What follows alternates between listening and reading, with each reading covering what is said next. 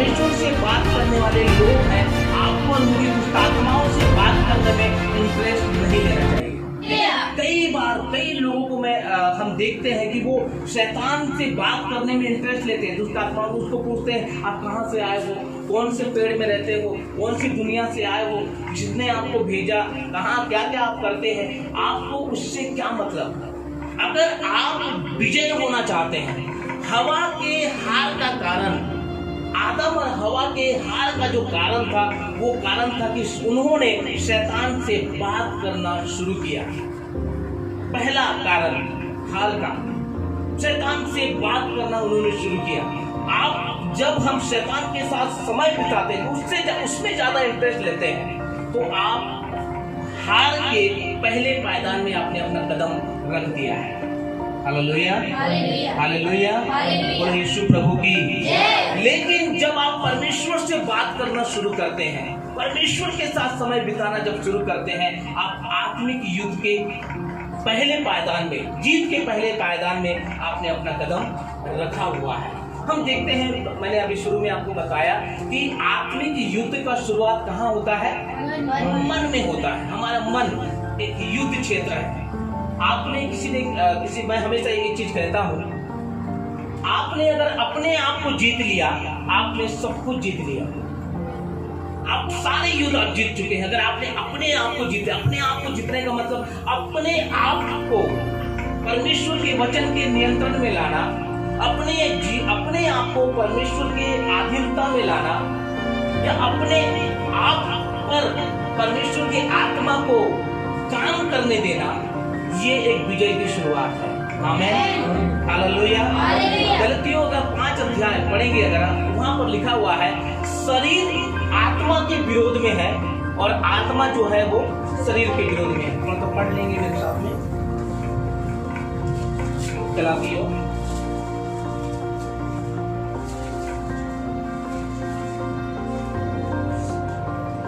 5 अध्याय उसका 16वां पद से पढ़ेंगे हम लोग।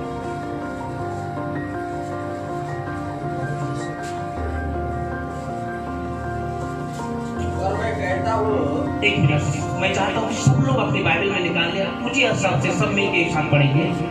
जी जी जी, सब लोग एक साथ मिलकर पहले निकाल लीजिए, सब निकाल लीजिए, उसके बाद एक साथ मिलकर पढ़ लीजिए। आप उसको पढ़ने के बाद आप नोट कर सकते हैं अपने बाइबल में। जी जी, और मैं कहता हूँ आत्मा के अनुसार चलो तो तुम शरीर की लालसा की रीति से पूरी ना करोगे, क्योंकि शरीर आत्मा के विरोध में और आत्मा शरीर के विरोध में लालसा करता है, और ये एक दूसरे के विरोधी है, इसलिए कि जो तुम करना चाहते हो वह ना कर पाओगे। एक बार फिर से मैं चाहता हूँ कि 17 वचन को पढ़े, जो बहुत ही इम्पोर्टेंट है।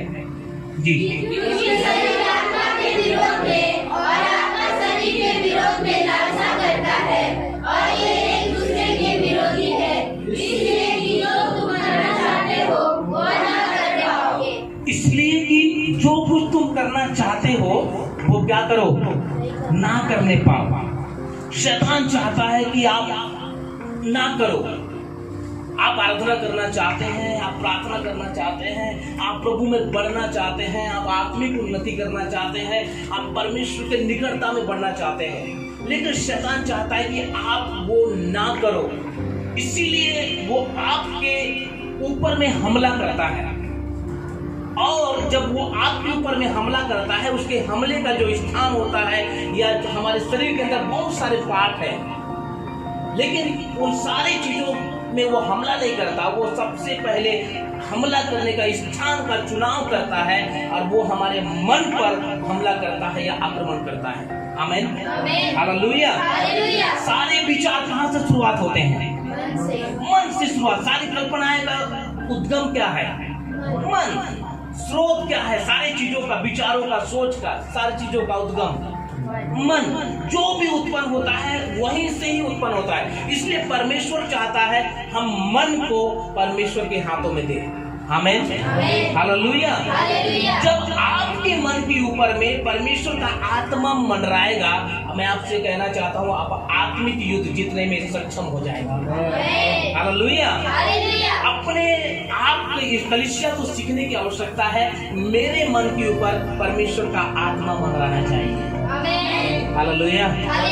जब आपके मन के ऊपर में परमेश्वर का आत्मा मंडराएगा, मैं आपसे कहना चाहता हूँ आप कभी भी हारेंगे नहीं। आप अपने मसीह जीवन में निराश नहीं होंगे। आप ये नहीं कहेंगे कि शैतान ने ये कर दिया, शैतान ने वो कर दिया। मसीह लोगों के पास एक शिकायत डायरी होता है कि शैतान ने ये किया, शैतान ने वो किया, शैतान ने ये किया। ऐसे शैतान ने क्यों किया? क्योंकि आपने अपने मन का रक्षा नहीं किया। बाइबल अपने मन की रक्षा करने के बारे में बात करता है। कितने लोग अपने मन की रक्षा करने के लिए सचेत रहते हैं? क्योंकि सारे बुराइयों का जड़, अभी जैसे कि हम सीख रहे हैं कि पाप का शुरुआत कहाँ से हुआ? मन से हुआ। और मन, शैतान ने जब परमेश्वर के बारे में जब योजना कहा कि मुझे परमेश्वर हो जाना चाहिए, मेरी आराधना हो जानी चाहिए, हम परमेश्वर की क्यों उपासना करें, तो ये जो विचार है वो कहाँ से आया? मन से आया। अदन की वाटिका में शैतान हवा के ऊपर कहाँ हमला कर रहा है? मन के ऊपर में वो हमला कर रहा है। तो सारे बुराइयों का जड़ है मन। इसीलिए बाइबल में लिखा हुआ है, अगर आप पौलुस के बारे में पढ़ेंगे, पौलुस जो व्यक्ति है, पौलुस एक ऐसा व्यक्ति है जिसने आत्मिक युद्ध में विजय हासिल किया था, महारत हासिल किया था। आमीन, हालेलुया। उसका कारण क्या था आपको पता है? अगर इसी गलतियों की पुस्तक में अगर आप पढ़ेंगे तो पौलुस कहता है, मैं अपने शरीर को मारता, कुटता और अपने वश में करता हूं। आपको आत्मिक युद्ध में विजय होने के लिए, आत्मिक जीवन में जयवंत होने के लिए अपने शरीर को मारना बहुत जरूरी है। शरीर को मारने का मतलब क्या? एक कुछ हथियार पकड़ना, अपने आंखों में घुसा लेना, या कुछ से काटना, है ना? ये है शरीर को मारने का मतलब। आप वहाँ पर पढ़िए 5:19 पढ़िए, गलतियों 5:19।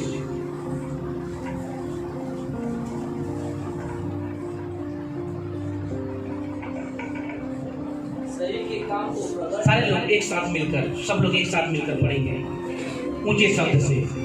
शरीर के काम तो प्रकट है। किन चीजों को मारना है तब हम आत्मिक युद्ध में विजय होंगे? पढ़िए।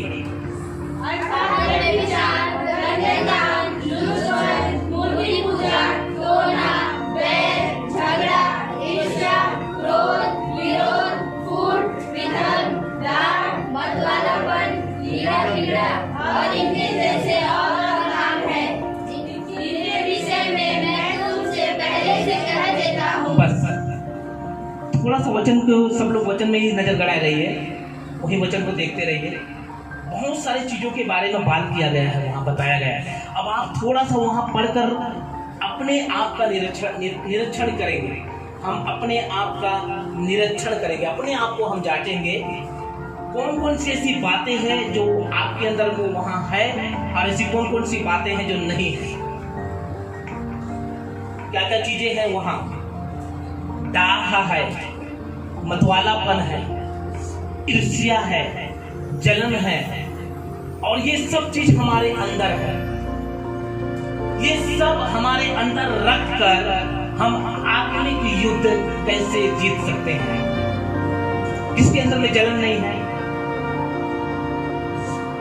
कोई है जिसके अंदर में जलन नहीं है, क्रोध नहीं है? लिखा है वहां पर, सब कुछ लिखा है ना।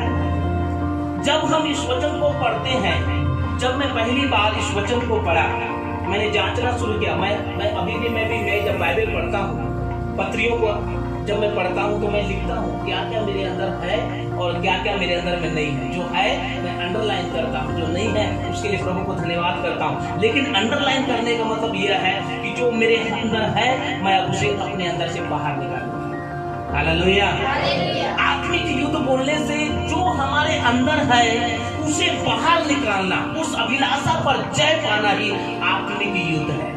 आमीन, हालेलुया, हालेलुया। थोड़ा सा सरलता से हम वचन में आते हैं। आप इसी वचन में रहेंगे और वहाँ अंडरलाइन कीजिएगा। एक आपको क्या होमवर्क मैं देता हूँ।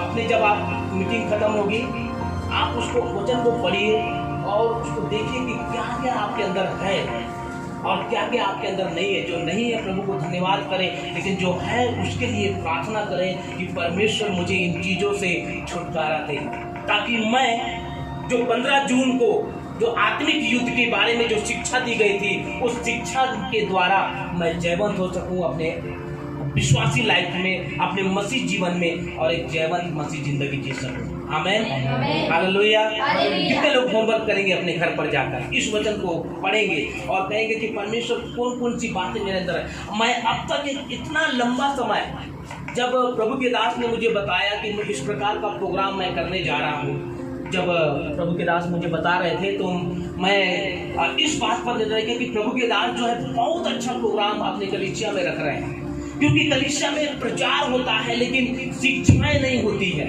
और परमेश्वर की शिक्षा ही हमें मसीह में बलवंत करता है, मजबूत करता है। परमेश्वर का शिक्षा ही मजबूत करता है। अगर आप भजन संहिता के अंदर में पढ़ेंगे तो लिखा हुआ है, दाऊद कहता है, मैंने तेरे वचन को अपने हृदय में रख छोड़ा है कि तेरे विरुद्ध क्या ना करूं, क्या ना करूं।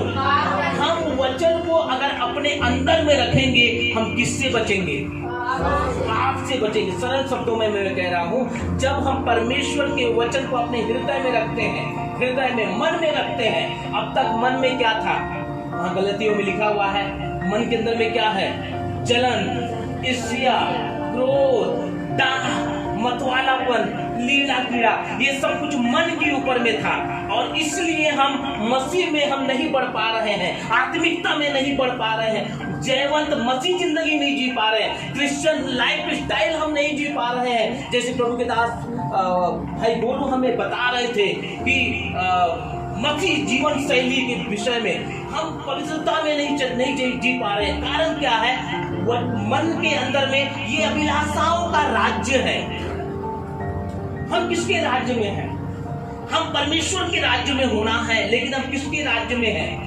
मन के राज्य में है, जहाँ ये सारी चीजें पाई जाती है। लेकिन अगर उसी मन में परमेश्वर का वचन होगा तो आप आत्मिक युद्ध में विजय होंगे। Hallelujah, hallelujah. थोड़ा सा हम वचन के अंदर में थोड़ा सा तुलना करेंगे। पहला आत्मिक युद्ध और दूसरा आत्मिक युद्ध के विषय में बाइबल में आदम, पहला आदम है और दूसरा आदम यीशु मसीह को कहा गया है। तो आत्मिक युद्ध, आप लोग इस वचन को आत्मिक युद्ध के बारे में समझने में सबसे अच्छा सहायक होगा ये दो उदाहरण। इसलिए मैं इसके बीच में आपके बीच में इसको मैं रखना चाहता हूँ। सब लोग थोड़ा ध्यान से सुनेंगे। क्या सुनने के लिए तैयार हैं? हाथ उठाकर हालेलुया, यीशु प्रभु की आमेन, हालेलुया। सोने वाले बोले हालेलुया। तैयार है, जाग रहे हैं, थक गए क्या? नहीं थके। आप आगे थके, वो तो मेरा आमेन, हालेलुया। थोड़ा सा हम सीख रहे हैं। पहला आत्मिक युद्ध अदन के वाटिका के अंदर हुआ, जहां मन के ऊपर में शैतान का प्रहार हुआ, क्योंकि वो वहीं पर सबसे पहले जब वो विश्वासी को लेता है कि मुझे इस विश्वासी को हमला करना है, मुझे ये विश्वासी बहन पर, ये विश्वासी भाई पर मुझे हमला करना है, उस व्यक्ति को चुनाव करने से पहले वो ले जाकर कहीं एक्सीडेंट नहीं करवाता, वो किसी गाड़ी के साथ आपको ठोकर नहीं पहुंचाता, या ऊपर से कुछ आग या कुछ नहीं गिराकर आपको नाश नहीं करता। वो सबसे पहले जब एक व्यक्ति को अपने जाल में फंसाता है, या फिर उसे अपने परमेश्वर के रास्ते मार्ग से अगर उसको हटाना होता है, तो वो एक व्यक्ति के मन के, एक विश्वासी के मन के ऊपर में प्रहार करता है या हमला करता है। आमेन, हालेलुया। यहाँ पर शैतान की योजना क्या है? आदम और हवा को परमेश्वर से रहित कर देना, जीवन से मृत्यु में लेकर जाना, ये उसका योजना है, उसकी युक्तियां हैं। ये बड़ी युक्तियों को करने के लिए छोटे छोटे वो प्रहार करता है। बाइबल में लिखा है, छोटी छोटी लोमड़ियां दाग की बारी को क्या कर देता है? नाश कर देता है, नष्ट कर। छोटी छोटी बातें, हम जिन बातों को हम बहुत गंभीरता से नहीं लेते हैं, वही चीज हमारे हार का कारण बनता है। एक छोटा सा झूठ, एक छोटा सा गुस्सा, एक छोटा सा जलन, एक छोटी सी ईर्ष्या, आपको पता है हमारी प्रार्थना को रोक देती है। हम क्षमा नहीं कर पाते हैं, बहुत बड़े रूप में हम उसे नहीं लेते हैं, लेकिन बहुत सरल छोटे से रूप में हम उसे लेते हैं, और जो हमारी प्रार्थनाओं को रोक देता है। Hallelujah, hallelujah. अभी हमने पढ़ा है जिस वचन को, इफिसियों 6 का 10, 11, 12, वहां पर आत्मिक शक्तियों के बारे में जिक्र किया गया है। और वे कहाँ रहते हैं? वहीं पर लिखा हुआ है, कहाँ रहते हैं? पढ़ो जल्दी, फिर से वहीं पर आ जाओ, वचन अंडरलाइन करते जाइए और आते जाइए। फिर से इफिसियों 6 का 10, 11, 12।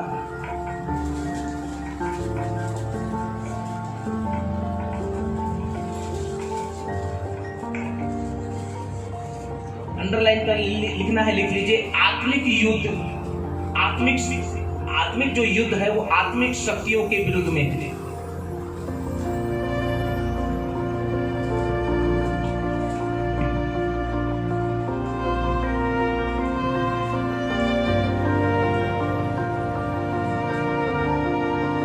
मिल गया?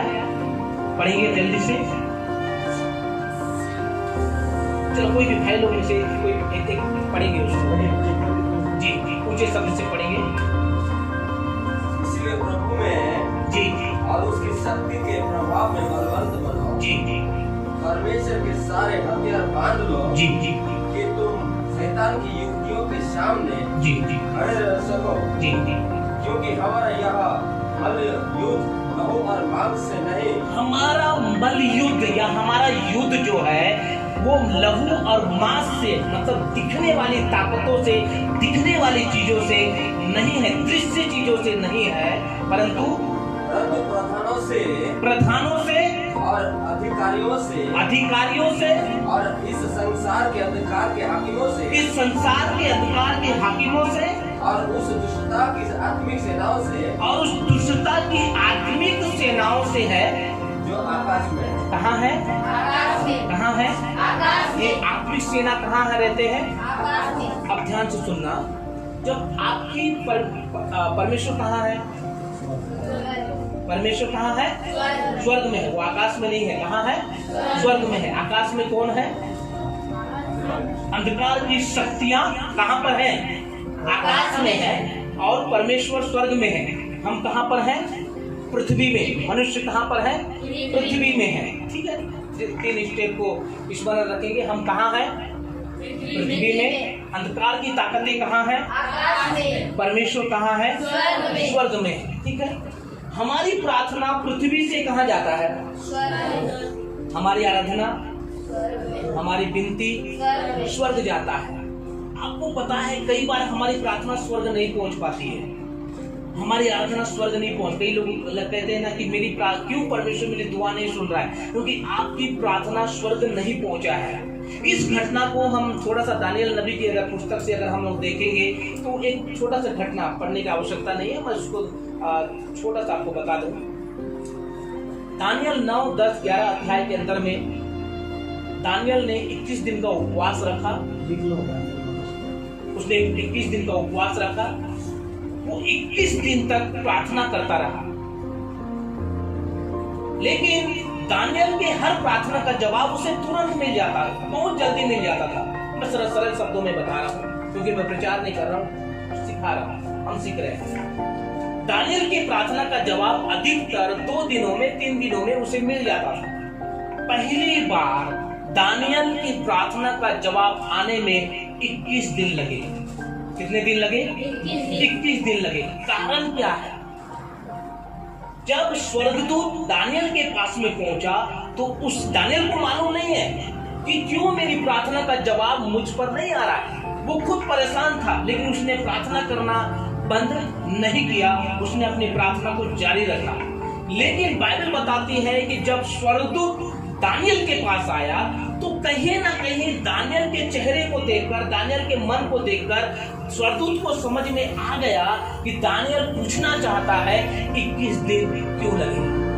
Hallelujah, hallelujah, hallelujah. चाहता था कि वो पूछना चाहता था क्यों 21 दिन लगे मेरी प्रार्थना को मुझ तक आने के लिए, क्यों आपको मुझ तक आने के लिए 21 दिन लगे, मेरी प्रार्थनाओं का जवाब आने में क्यों 21 दिन लगे। तो वहां पर स्वर्गदूत दानियल को बता रहा है कि जिस दिन तूने प्रार्थना करना शुरू किया उसी दिन परमेश्वर की ओर से तेरी आशीष के साथ, तेरी प्रार्थना के जवाब के साथ मुझे भेजा गया।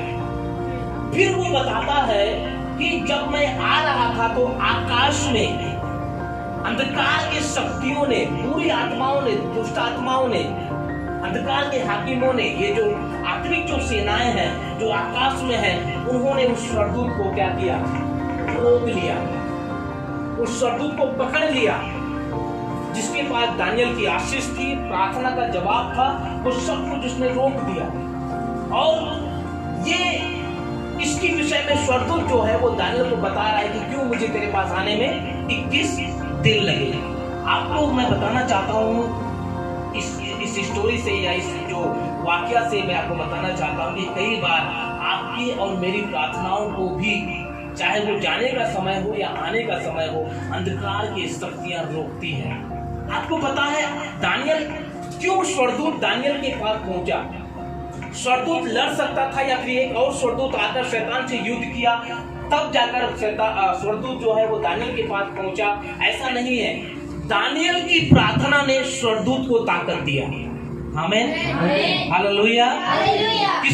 किसकी प्रार्थना ने स्वर्गदूत को ताकत दिया? दानियल की प्रार्थना ने स्वर्गदूत को ताकत दिया। ध्यान से सुनना और लिख भी लेना। आत्मिक युद्ध में सफलता का पहला कुंजी है प्रार्थना।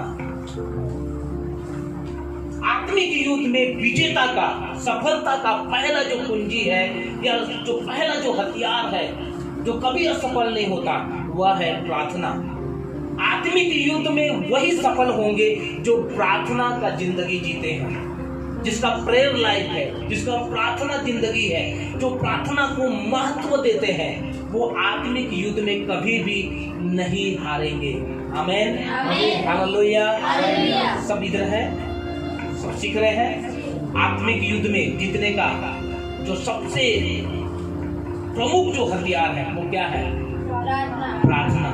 दानियल ने प्रार्थना का जवाब नहीं आ रहा है, प्रार्थना का उत्तर नहीं आ रहा है, लेकिन दानियल ने प्रार्थना करना बंद नहीं किया और 21 दिन के बाद उसकी प्रार्थना का जवाब उसके पास में पहुंचा। तो आप पर मुझे इस बात को जानना जरूरी है।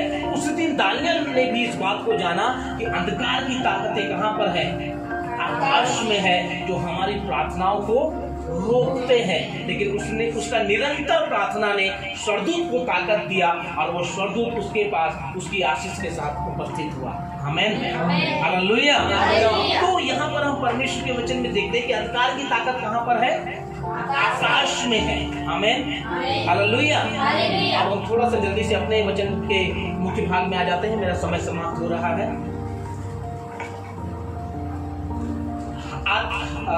युद्ध का जो क्षेत्र है वो क्या है? हमारा मन। इसको ध्यान में रखना, युद्ध का क्षेत्र हमारा मन है। शैतान जब भी युद्ध करेगा, आपके ऊपर में हमला करेगा, वो आपके मन में हमला करेगा। व्यभिचार का भावना मन के अंदर में, पूरी इच्छाओं का भावना मन के अंदर में, लालसाओं का इच्छा मन के अंदर में, ये सब चीज जो है, सारी चीजों का शुरुआत हमारे मन से होता है। थोड़ा सा मैं आपसे कुछ चीज पूछना चाहता हूँ। उत्पत्ति 3 अध्याय में एक युद्ध हुआ जो शैतान और हवा के बीच में था, है ना? दूसरा युद्ध बाइबल के अंदर अगर आप देखेंगे तो मत्ती 4 अध्याय में हुआ। इस पर थोड़ा सा मैं तुलना करके मैं यहाँ पर रोकना चाहूंगा इस शिक्षा को। दोनों मत्ती 4 अध्याय में एक बहुत बड़ा आत्मिक युद्ध हुआ। वहां पर यीशु मसीह और शैतान था। उत्पत्ति 3 अध्याय में एक आत्मिक युद्ध हुआ जहां हवा और शैतान था, है ना? आदम, हवा और शैतान थे। हम दोनों को साथ में लेंगे, पति पत्नी को, जहां आदम, हवा और शैतान थे। मत्ती 4 अध्याय में एक युद्ध हुआ जहां यीशु मसीह और शैतान, दोनों का अगर आप तुलना करते हैं, दोनों का तुलना करेंगे तो आपको एक आत्मिक युद्ध को बहुत अच्छा समझने में आपको मदद मिलेगा। आप बहुत अच्छी चीजों को प्राप्त कर सकते हैं। दोनों युद्ध में शैतान ने मन के ऊपर में हमला किया। कहां? मन में। उत्पत्ति 3 अध्याय के अंदर शैतान उस फल के विषय में, शैतान के मन, हवा के मन के अंदर में क्या किया है? लालच उत्पन्न किया है। कहां लालच उत्पन्न हुआ है? मन में लालच उत्पन्न हुआ है। मत्ती 4 अध्याय के अंदर में अगर हम आत्मिक युद्ध के बारे में अगर हम देखें तो वहां पर यीशु मसीह 40 दिन 40 रात जो है वो उपवास में है, निराहार उपवास में है। और यीशु मसीह को क्या लग रहा है? भूख लग रहा है ना? यीशु मसीह को भूख लगी। हम उस युद्ध में देखते हैं कि वहां पर भी शैतान आकर यीशु के मन में अपनी बातों को डाल रहा है। कहां पर? मन में। उत्पत्ति 3 में क्या में? कहां डाला बात? अपनी बातों को मन में। मत्ती 4 अध्याय में मन में। दोनों जगहों पर आत्मिक युद्ध चल रहा है। उस आत्मिक युद्ध में एक परमेश्वर के जो लोग हैं वो हार गए, और जो यीशु मसीह है वो शैतान से जीत गया उस आत्मिक युद्ध में। पहले मत्ती 3 अध्याय का जो आत्मिक युद्ध है वहां परमेश्वर के लोगों का हार है। कारण मैं आपको बताऊंगा। मत्ती 4 अध्याय के अंदर में जो आत्मिक युद्ध हुआ वहां पर जीत है। कारण क्या है? दोनों में अगर हम तुलना करते हैं, वहां पर एक जगह पर मत्ती 4 अध्याय में वचन को महत्व दिया गया, जहां पर वचन को महत्व देने के कारण आत्मिक युद्ध में यीशु मसीह को जयवंत मिला। हालेलुया। उत्पत्ति 3 अध्याय में जहां पर एक आत्मिक युद्ध लड़ा गया शैतान और हवा के बीच में, वहां पर हार हुआ। कारण क्या है? वहां परमेश्वर के वचन को महत्व नहीं दिया गया, परमेश्वर के वचन को जगह नहीं दिया गया। और अभी हमने सुना कि मैं पाप से कैसे बचूंगा? वचन को कहां रखने से? मन में रखने से। मैं पाप पर जयवंत तब होऊंगा, आत्मिक युद्ध में विजय में तब होऊंगा जब मैं परमेश्वर के वचन को कहां रखूंगा? मन में रखूंगा। पर सब आत्मिक युद्ध में विजय पाने का सबसे बड़ा जो ताकत है, जो कभी असफल नहीं होता, वह है परमेश्वर का वचन। आमीन। परमेश्वर का वचन कभी असफल नहीं होता। एक इंटरेस्टिंग बात मैं आपको और बताना चाहूंगा। अभी प्रभु के दास जो है वो आत्मिक हथियार के बारे में बात करेंगे। आपको पता है हम मसीह लोग अधिकतर शैतान से लड़ने के लिए तैयार रहते हैं, लेकिन बाइबल में लड़ने से ज्यादा बचने के विषय में बताया गया है। हालेलुया। बाइबल में सारे हथियारों के बारे में अभी प्रभु के दास बताएंगे तो वहां पर आपको सीखने को मिलेगा कि जब बाइबल में हथियारों के विषय में, परमेश्वर के हथियारों के विषय में और आत्मिक युद्ध के विषय में जब बात की गई तो परमेश्वर का वचन में वार करने का, हमला करने का, आक्रमण करने का केवल एक ही चीज है, और वह है परमेश्वर का वचन। और दूसरी चीजों से आप हमला नहीं कर सकते। लेकिन बाइबल में बचने के बारे में ज्यादा बात किया गया है।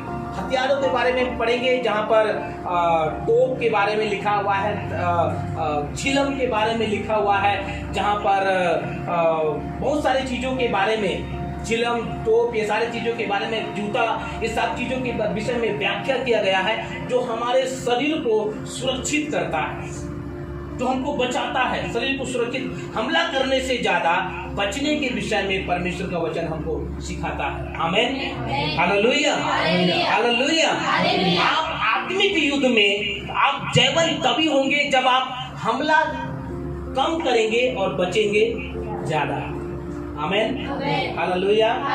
आक्रमण करने के बारे में मत सोचो, बचने के बारे में ज्यादा सोचो, क्योंकि परमेश्वर का वचन कहता है अगर तुम्हें पाप से बचना है, बुरी संगति से अलग रहो, गलत संगति से अलग रहो। बचने के बारे में उनके साथ जाकर, उनके बीच में बैठकर आप बोलिए मैं ये जो कर रहा है ना मैं नहीं करूंगा, ये जो कर रही है वो मैं नहीं करूंगा। परमेश्वर उनके बीच में रहकर आपको बचो बोलकर नहीं बोल रहा है, परंतु परमेश्वर का वचन वहां से बाहर निकलो और बचो। आमेन, हालेलुया, हालेलुया, हालेलुया। हालेलुया। एक व्यक्ति ने कहा कि मैं मुझे कुछ भी कर लो, मैं शराब बिल्कुल भी नहीं पीऊंगा, लेकिन मैं उनके साथ में रहूंगा, मैं शराबियों के साथ में रहूंगा, मैं उनके साथ में संगति करता रहूंगा। जबकि परमेश्वर का वचन कहता है उनकी क्या ही धन्य है वो पुरुष जो पापियों के मार्ग में ना खड़ा होता है, ना ठट्ठा करने वालों की मंडली में बैठता है ना, ना उनके साथ में बैठता है, ना उनके साथ जाता है, ना उनके बीच साथ में रहता है। आप उनके बीच में रहकर अपने आप को नहीं बचा सकते, लेकिन उनसे अलग रहकर आप अपने आप को बचा सकते हैं। आमीन, हालेलुया, हालेलुया, हालेलुया। हालेलुया। तो यहाँ पर देखते हैं, अब थोड़ा सा हम तुलना करेंगे उस आत्मिक युद्ध में विजय का कारण, जो सबसे बड़ा जो विजय का जो कारण है उसके विषय में आप तुलना करें। थोड़ा सा मुझे जवाब देना। सबने उत्पत्ति 3 अध्याय पढ़ा है ना, और मत्ती 4 अध्याय पढ़ा है, सभी ने पढ़ा, इसलिए मैं नहीं पढ़वा रहा हूँ आप लोगों को, सभी ने हम पढ़ा है। अब मुझे बताइए भूखा कौन था वहां पर? जी बताइए। हवा भूखी थी कि यीशु मसीह भूखा था? रोटी की आवश्यकता उस समय में यीशु मसीह को था कि हवा को था? लेकिन हवा ने फल को क्या किया? खाया, और यीशु मसीह ने फल को क्या किया? रोटी को नहीं। Hallelujah, hallelujah, hallelujah.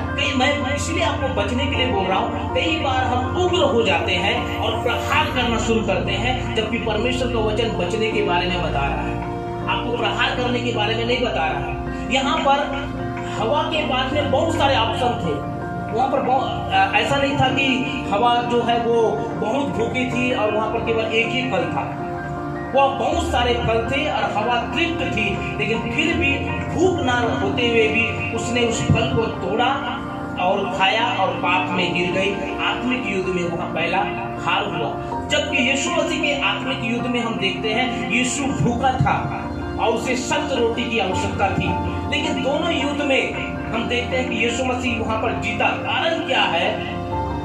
अभी हमने पढ़ा है, गलातियों में भी अभी हमने पढ़ा, यीशु क्यों जीता? वचन को महत्व देने के कारण यीशु मसीह क्या हो गया? विजयी हो गया। कितने लोग वचन को महत्व देते हैं? आप नोट करते जाइएगा, उसको लिखते भी जाइएगा। जो व्यक्ति वचन को महत्व देता है वो आत्मिक युद्ध में विजय होता है।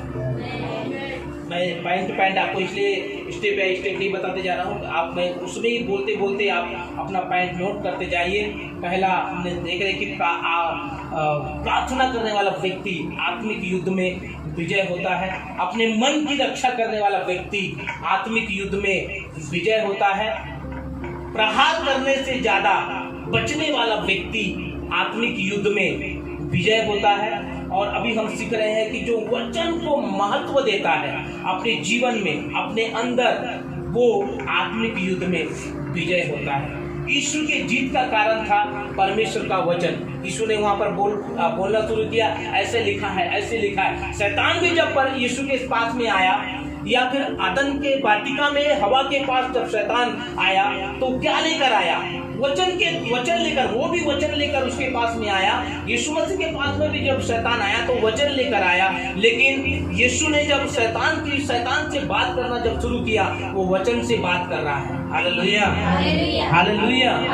जब आप परमेश्वर के वचन को अपने जीवन में महत्व देंगे, शरीर की अभिलाषा से बढ़कर, शरीर की जरूरत से बढ़कर आत्मा की आवश्यकताओं पर अगर आप ध्यान देंगे, आत्मा की बातों पर अगर आप ध्यान देंगे, आप आत्मिक युद्ध में विजय होंगे।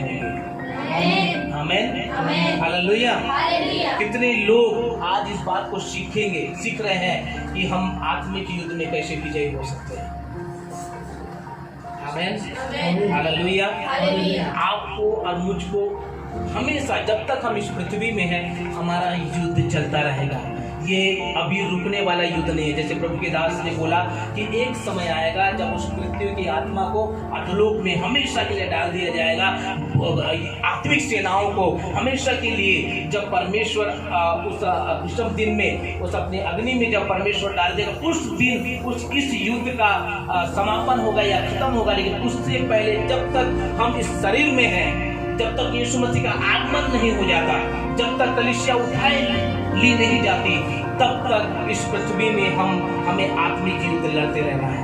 आमेन, आमेन। हालेलुया। हालेलुया। हर रोज हमें आत्मिक युद्ध लड़ना है। आप अपनी जीत के ऊपर में जयवंत हो सकते हैं, आप अपने आंखों की अभिलाषा पर जयवंत हो सकते हैं, अपने मन के ऊपर में जयवंत हो सकते हैं। ये आत्मिक युद्ध है। कई बार आपका मन जो आपको करने के लिए कह रहा है, लेकिन परमेश्वर का वचन उसके खिलाफ आपको रोक रहा है, वो भी एक आत्मिक युद्ध है। आमेन।